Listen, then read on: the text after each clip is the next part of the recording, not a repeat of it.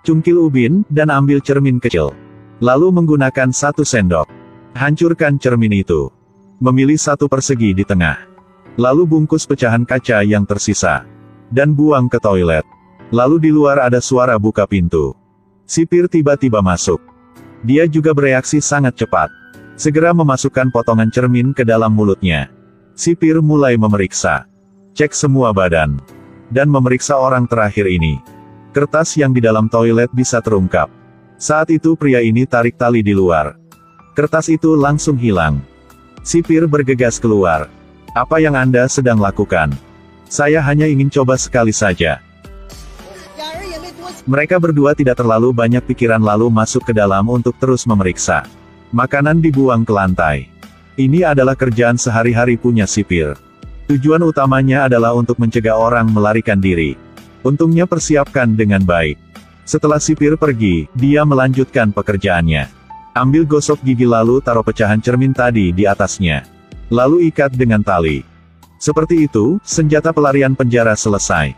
Kamera. Lewat lubang kecil ini. Bisa lihat semua gerakan di luar. Bekerja di penjara adalah sukarela. Dan tujuannya adalah untuk menggali lubang di bawah tumpukan kertas ini. Karena ingin menutupi suara menggali lubang. Mereka suruh tetangga untuk hancurkan toiletnya. Seperti itu akan ada suara perbaiki toiletnya. Untuk meredam suara menggali lubang. Mereka siapkan 1 tali. Untuk mengirim rokok dan alkohol buat tetangga di sebelah. Untuk berterima kasih. Lanjutkan rencana pelarian penjara. Mereka mengambil paku dari tempat tidur. Gunakan pena untuk mendapatkan kait pintu. Seperti itu menyelesaikan senjata pelarian penjara berikutnya. Alat serut. Tarik tumpukan kertas ini dari meja. Lalu ketok ke bawah. Saat itu mereka melihat sipir datang. Panik, langsung hentikan kerjaan mereka. Siapa sangka dia tidak takut. Karena dia tahu di sebelah sedang memperbaiki toilet. Seperti apa yang dia katakan. Sipir tidak tahu apa-apa. Seperti itu mereka bergiliran menggali lubang. Setiap orang menggali sedikit. Tidak lama kemudian sudah menjadi 1 lubang besar. Lalu nyalakan api dan buang ke bawah. Lihat ke bawah. Meskipun mereka tidak tahu lubang itu akan arahkan kemana. Malam itu mereka masih memutuskan untuk turun dan melihat. Memeriksa lubang itu. Mereka menggunakan potongan kertas untuk memasukkannya ke dalam selimut. Lalu ikat dengan handuk. Seperti itu pura-pura ada manusia di dalam selimut. Mereka berdua berdiri di dekat dinding. Ketika sipir datang untuk memeriksa tawanan. Teman menarik tali di selimut membuat gerakan seperti seseorang sedang berbaring di dalamnya. Berhasil untuk menipu sipir. Mereka mengambil sendok untuk melepas sekrup di atas meja. Lengkapi senjata pelarian penjara ketiga. Mata gergaji.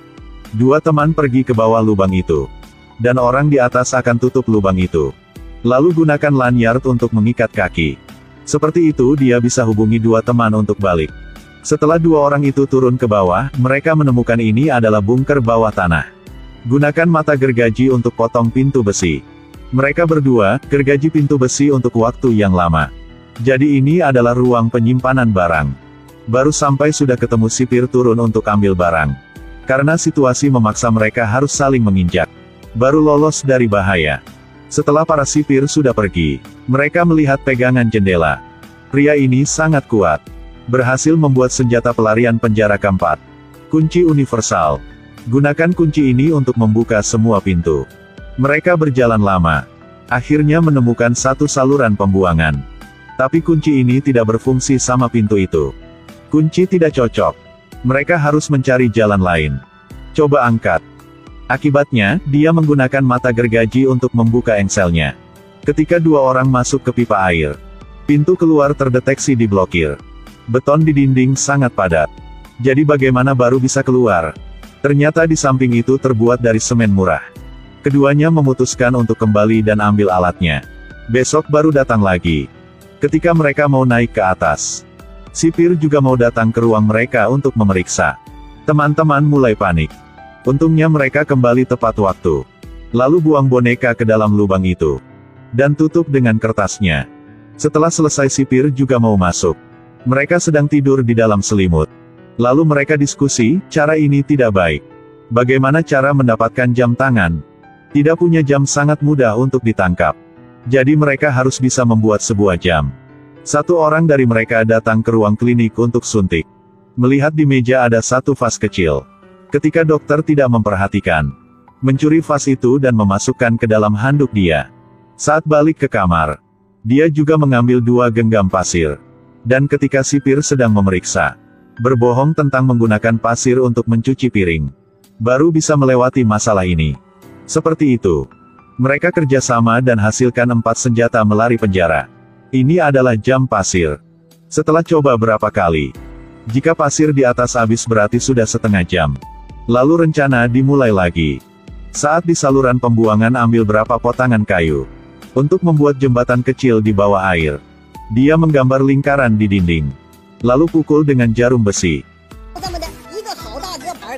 Terlihat sangat profesional. Lalu hitung waktu yang tepat untuk kembali ke sel. 5 dari mereka bergiliran melakukan. Sama seperti itu, tidak tahu sudah berapa hari telah berlalu. Akhirnya hasil membuat 1 lubang. Keduanya dengan cepat merangkak masuk, berpakaian dan melompat. Kemudian menemukan jalan keluar.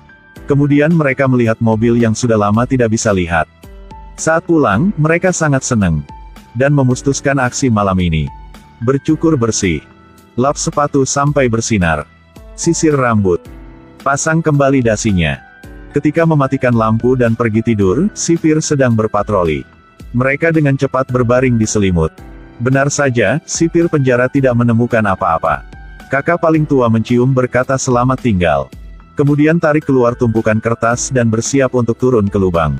Tapi kemudian narapidana menyadari ada sesuatu yang salah. Segera putar cermin untuk melihat. Di depan ada sekelompok penjaga berdiri.